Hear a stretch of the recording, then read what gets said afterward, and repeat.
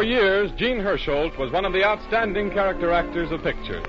Then came the day that he was assigned to the part of the country doctor in the 20th Century Fox production of that name, and Gene Hersholt became one of the foremost stars of Hollywood.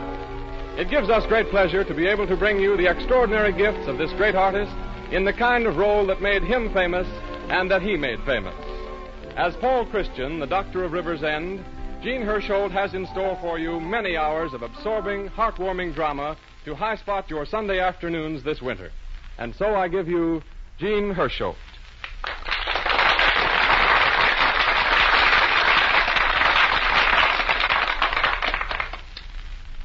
Ladies and gentlemen, I'm sure you've heard of the fellow who didn't believe in ghosts, but who just the same was afraid of them. Well, I don't believe in luck, but just the same it happens. And it happens in very strange ways. 3 years ago in a little town up in Canada, 5 baby girls were born. Now, the birth of 5 little girls in Canada couldn't possibly have any effect on an actor playing character parts in Hollywood. Only it did. And because of what happened up there, I've been consistently casting doctor roles in pictures and now in this new radio series for the Cheesebro Manufacturing Company. Well, I like playing doctor roles. I like the role of Dr. Paul Christian in these broadcasts. I like being on the program of a company whose products are so well known and which has been so highly recommended and regarded for so many years. People often ask me if I'm a real doctor, if I ever studied medicine. Well, I'm not, and I haven't. But I have studied doctors in order to play convincingly the role of a doctor. And I found out a lot about doctors. And the more I've found out, the greater has been my respect and my admiration for the medical profession. Now, I don't want to take any more time away from the show. I only started out to say something about the quintuplets bringing me luck. And they have. But then, 5 of a kind should bring anyone luck, shouldn't they? Thank you.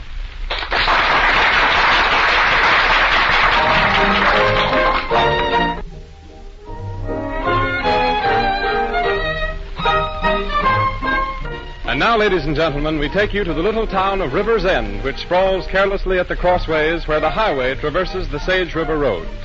The highway runs to the city 70 miles away, but the river road is the most traveled. Over this road, on this particular morning...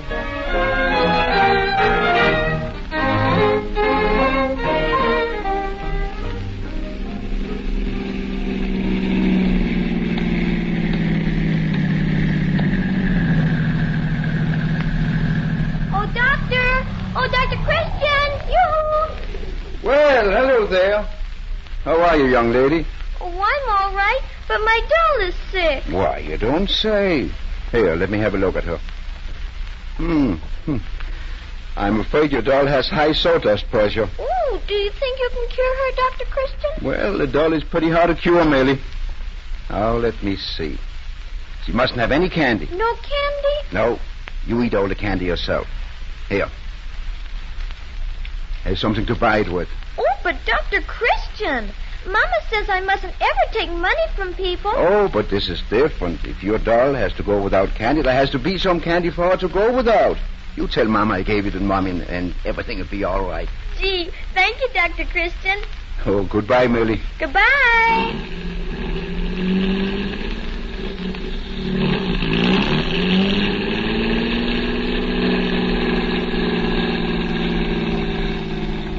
Oh, Dr. Christian. Morning, Mrs. Tansy. Oh, Doctor, I got that letter about your bill and Oh, now don't worry about my bill. Judy Price wrote that letter. She's back from business college and, well, she has sort of wished herself on me as my office girl. Oh, the letter was real nice, and I do want to get the bill settled just as soon as I can. Well, how much is that bill? $10. Well, Mrs. Tansy, things being as they are, I'll make you 50-50 proposition. I'll forget half of that bill. Oh, I thank you. And you forget the other half. Goodbye, Mrs. Tansy. Oh, but Dr. Christian. Dr. Christian,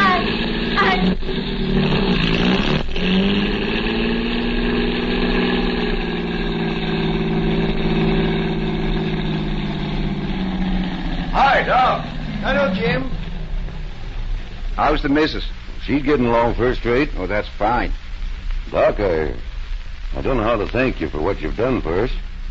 If it hadn't been for you, she'd have... Oh, no, I just happened to have been there, that's all. If it hadn't been me, it would have been some other doctor. Well, just the same, Well, I ain't much on making a fancy speech. Oh, no, don't try, Jim. I'm the darnest person to sleep through a speech you ever saw. But I want to do something, Doc. You can't pay that kind of a debt just with money. I owe something more. That's right. But it isn't me you owe. And sometime, some way, you'll see your way to pay that debt. I see what you mean, Doc. Goodbye, Jim. Goodbye, Doc.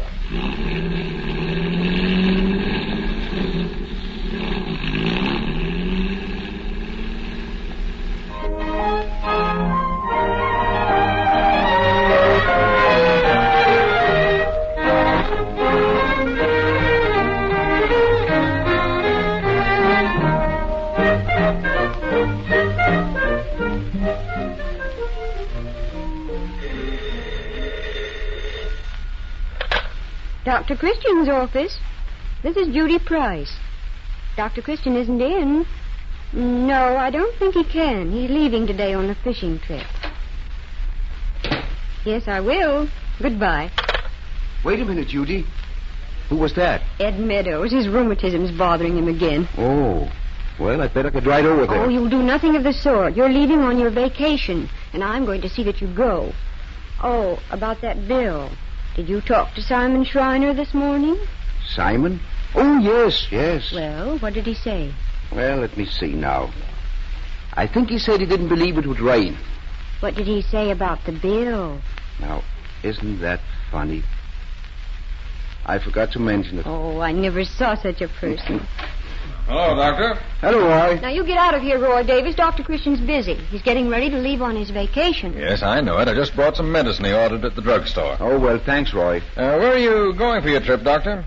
Swampy Martin is going to roll me up the river to his shack. That loafer? I didn't know he had ambition enough to row anybody up the river. Oh, no, Swampy's no loafer. He's sort of a scientist. He's made a study of the river and fishing just as you made a study of trucks. Well, I was figuring on having him come around and wash my windows this afternoon, but if he's taking you on a trip, I'll get somebody else. Well, have a good time, Doc. You bet he will.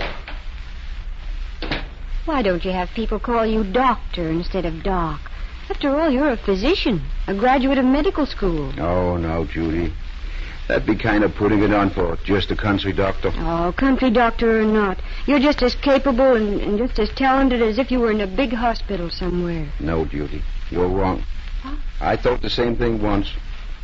But that was a long time ago when I first came here with a nice new leather satchel full of shiny instruments and a head full of ambitious notions. Oh, I was only going to stay for a little while just to get experience. And then I was going to be a surgeon, a great surgeon. The world was going to hear from me. Well, you see... If you're trying to make me believe you're a failure... Well, who said anything about failure? Why, there are all sizes of jobs in this world. We can't all do the big ones. Somebody has to take care of the little ones. Say, isn't that Mrs. Withers coming across the street? Oh, she can't be coming here. She told me only yesterday how good she was feeling. Ever so much better. Oh, but you don't know Mrs. Withers. When she feels good, she usually feels bad because she knows that after she feels better, she'll always feel worse. Oh, she is coming here.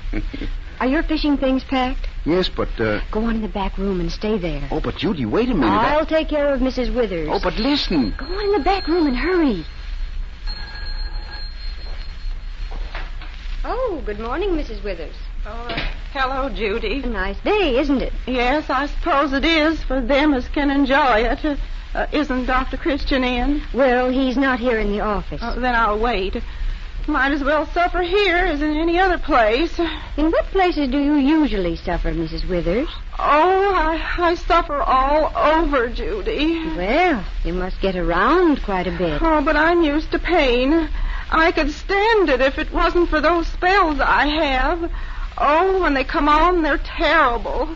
My mind's a blank. So I've heard. Judy, did you ever have everything go black and hear a roar and sound in your ears? Yes. Once when I went through a tunnel. Oh, they last for days sometimes. Well, I only come out of them just long enough to eat. How long will I have to sit here and wait? About 5 days. He's going on a fishing trip. Oh, why, he can't do that. He can't go. I've got to see him. Call him back. If you think I'm going to spoil Dr. Christian's vacation just so you can enjoy one of your spells, you're mistaken. You can put your spell off. Oh, no, Judy. No, if I have a spell, I'll die. I'll die before he gets back. Oh, no, you won't. In fact, I'll guarantee that on the day he returns, you'll still be alive and kicking. So quit feeling sorry for yourself. What? What did you say? I said stop feeling sorry for yourself. There's nothing the matter with you. Why, I never... All you're after is attention. Why, you just want people to wait on you. You snipperty younglings. You can't talk to me like that. Why, what do you think I am? An empty-headed dodo? You're getting warmer. Oh, you just wait. Wait until Dr. Christian comes home. I'll tell him about this. I'll tell him plenty. Judy! You can come out now. Has she gone? She's gone. And Swampy Martin's waiting for you at the river. So you better hurry. I'm leaving right away. Promise me you'll have a good vacation. And the rest of your life. I promise, Judy, because if I don't, I know you'll be nagging me for the rest of my life.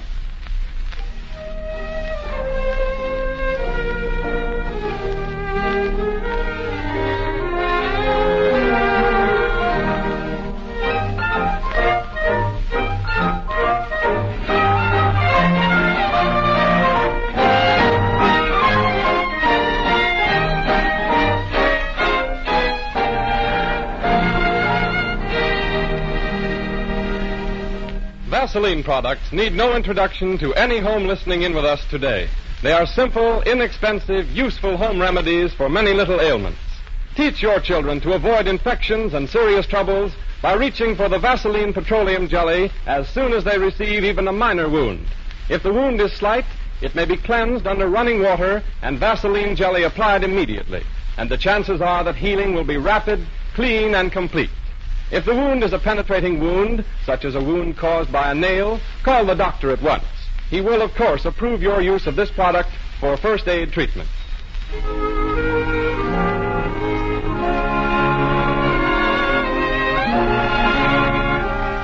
Now we return the microphone to Dr. Christian and his guide, Swampy, who are bound for a fishing trip up the river.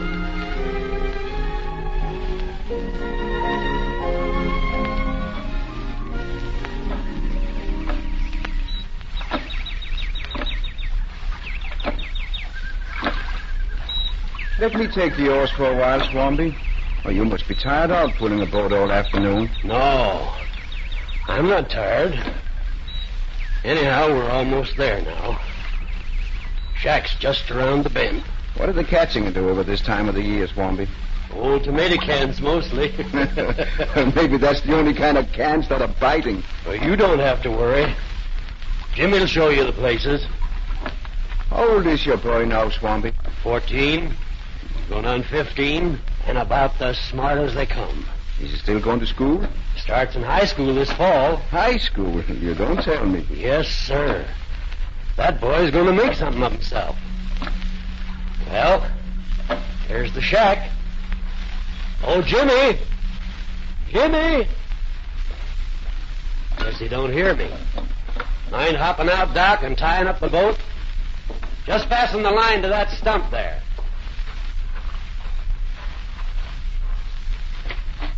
Wait here a minute, Doc. It's dark as all get out in there. I'll go in and light a lamp. Can't figure where Jimmy is. Well, maybe he's out catching us a mess of fish for supper. I wouldn't mind sitting down to a nice... Doc. Doc. Huh? He's in here. What? Jimmy. Laying on the floor, all doubled up. He Come on don't with that know lamp. me. Come on with that lamp. Jimmy. Jimmy. Wait, don't touch him. Doc. What do you think is wrong? Hold the light down here. How long has he been sick? He ain't been sick. He had a kind of a stomachache the day I left, but he didn't say much about it. I thought it was just something he had. He's been here alone for 2 days? Where's the nearest phone? I don't know. There's nobody living around here. Then how far to the closest road? 4 miles, maybe 5. Well, we've got to get him back to town. The river's the quickest way. Well, that'll take 3 or 4 hours. Doc, what's the matter with him? Appendix. Ruptured, I think. Is it serious, Doc? Swampy. Can you stand some bad news?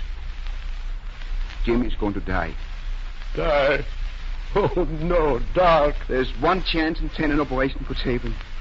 But he'd have to be fast. And we're hours away from River's End. 70 miles from the nearest hospital. But you're a doctor. I haven't the equipment, Swampy. I haven't the right kind of tools. The things to work with. Well, even if I had, I wouldn't dare to risk it here. This is a case for a skilled surgeon. But you can do something. I'm sorry, Swampy. There's nothing. Jimmy. It's me. Your dad. He don't answer me. Don't even open his eyes. He was such a smart little fella, Doc. So bright and cheerful like. And so grown up acting. He didn't hardly complain at all about being sick the day I left. Just stood there on the bank, waving to me as I went away in the boat. Waving till I got around the bend. That's the last I saw of him. Standing there, saying goodbye. And now, Doc, you've got to do something. He's all I have. You've got to. Swampy, light all the lamps. Start a fire on that stove. Put some water on to boil. Get my little kid out of the boat. And get all the knives you've got. Knives? Yes, kitchen knives, hunting knives, everything you've got. But, Doc, you're not... I'm going to operate.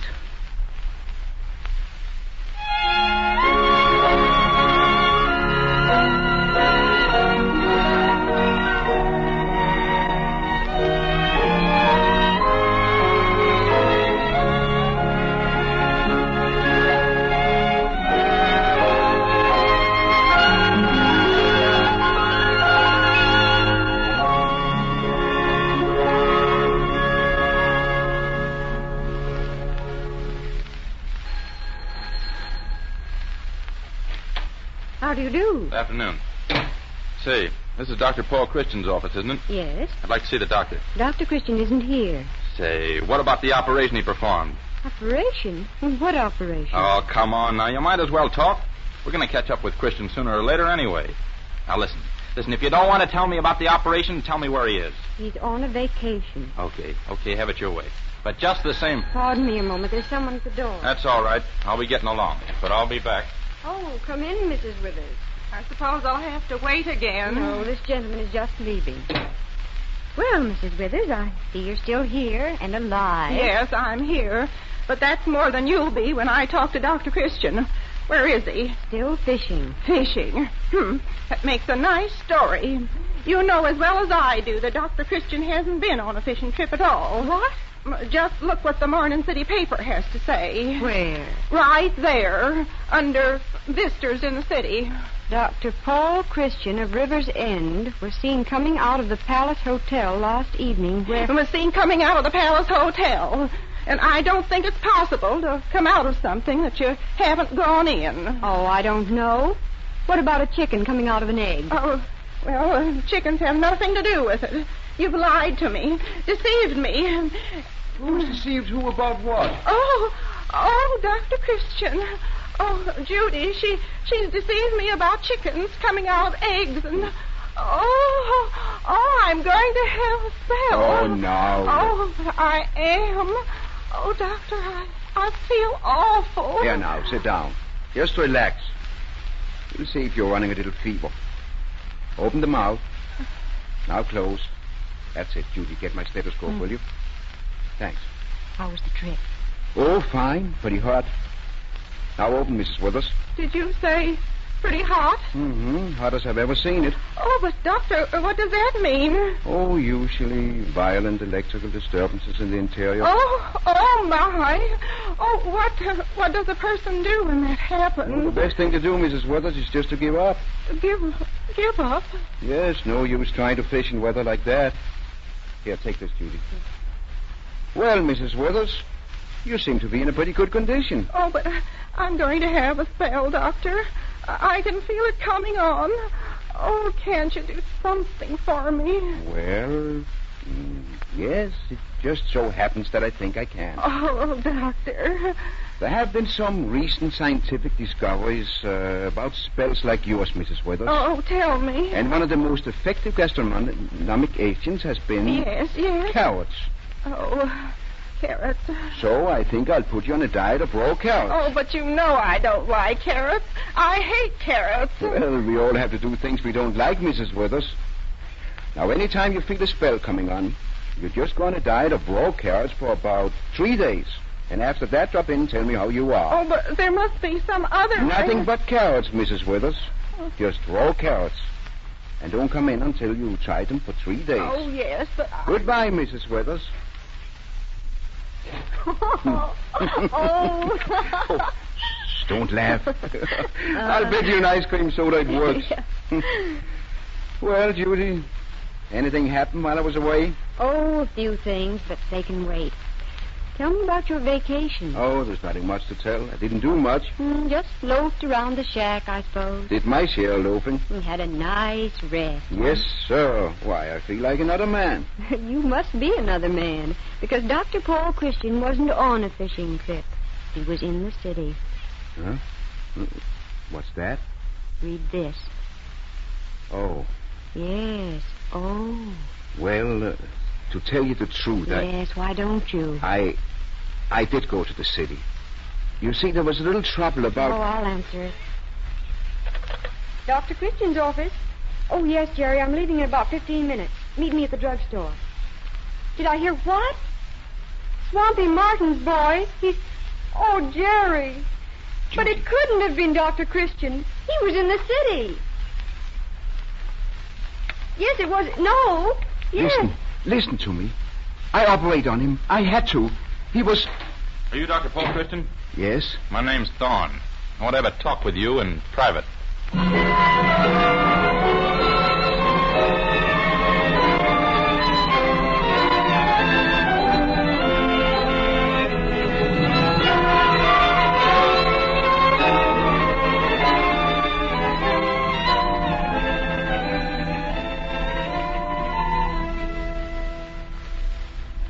And while they have their talk, I have a word for you. Men, are you troubled with scalp dryness? Do you fear dandruff? Does your scalp shed on your coat collar? If you have any of these symptoms, Vaseline Hair Tonic will help you. Rub it briskly into the scalp with the fingertips. Use a rotary motion to loosen the scalp, open the pores, stimulate the blood flow. After a few minutes' work out of your scalp, shampoo your hair. And when it is dry, groom it with a few drops of Vaseline Hair Tonic, applied with the palms of the hands and brushed in. This is a simple treatment. There's no magic about it. It is safe and sane and sensible. Vaseline Hair Tonic comes in a handy bottle in 2 sizes, priced at 40 cents and 70 cents. Get a bottle from your druggist tomorrow. Our story continues now with the scene laid in Dr. Christian's rooms behind the office. The time is late afternoon of the same day. I had orders from my paper to get an interview or else. Oh, but why should a newspaper be interested in a thing like this? Why? When a doctor operates with kitchen knives on the floor of a fishing shack and saves a boy's life? Oh, that... Say, do you know what they told me at the Central Hospital?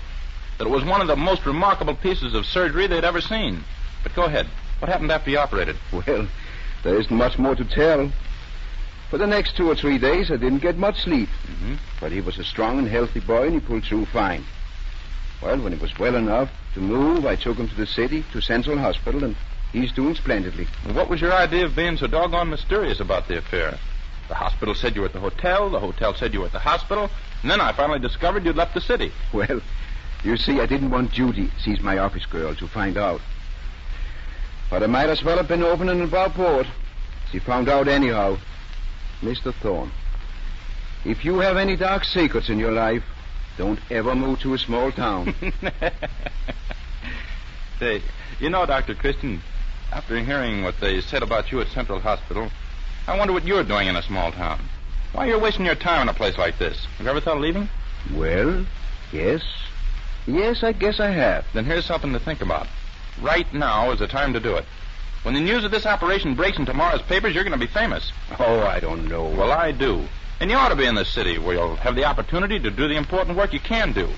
I'd like to get a statement for the paper about what your future plans are. You want to quote me, you mean? Yeah, that's it. Well, you can say that I've been very happy here in River's End. Oh, it's such a nice little town. But then, of course, I know there's no big opportunities here. I know that as long as I stay, I'll just be a country doctor. So when do you plan to leave? Next week?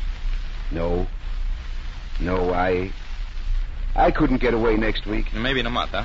I'm afraid not. Fact is, I don't think I can get away at all. You can't get away at all. You mean you're staying here? But why? You see, well, a patient of mine, Mrs. Withers, she's going to have a spell.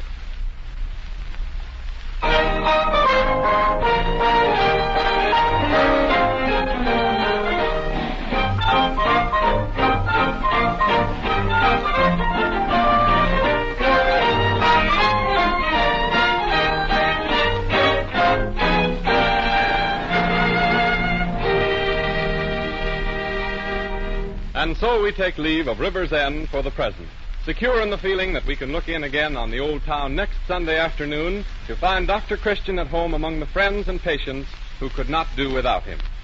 Before we sign off, though, we want you to meet some of the artists you're going to become well acquainted with this winter. Rosemary DeCamp, who played Judy Price. Hello, everybody. It's fun working in this show, not only because I get a kick out of bossing Gene Hersholt around, but because I'm one of the Cheeseburger Manufacturing Company's best customers. My pet use of Vaseline jelly is for my hands. After I've done any kind of housework or got my hands chapped and rough from outdoor sports, I apply it to get rid of the roughness and redness. You see, Vaseline jelly costs only 10 cents a jar, which is an item to a working girl, and it's the best remedy I know for chapped hands. Good girl, Rosemary. Now here is Noreen Gamil, who played Mrs. Withers. I'm glad to get a chance to speak to you in my normal voice, just to prove I don't complain all the time.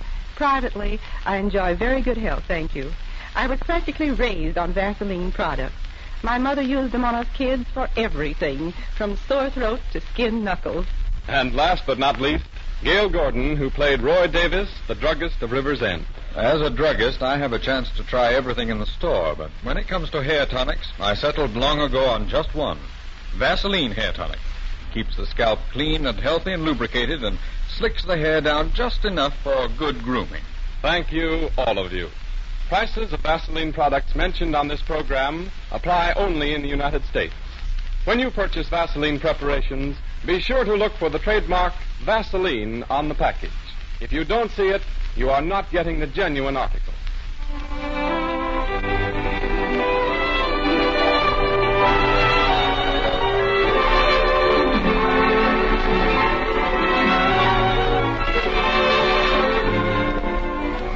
Next Sunday at this same time, the Cheeseburger Manufacturing Company, makers of Vaseline preparations, will present Chapter 2 in the story of Paul Christian, the Doctor of River's End, with Gene Hersholt in the title role.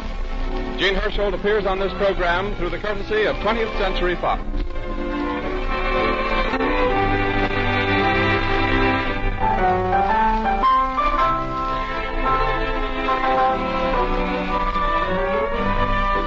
Arthur Gilmore speaking. This is the Columbia Broadcasting System.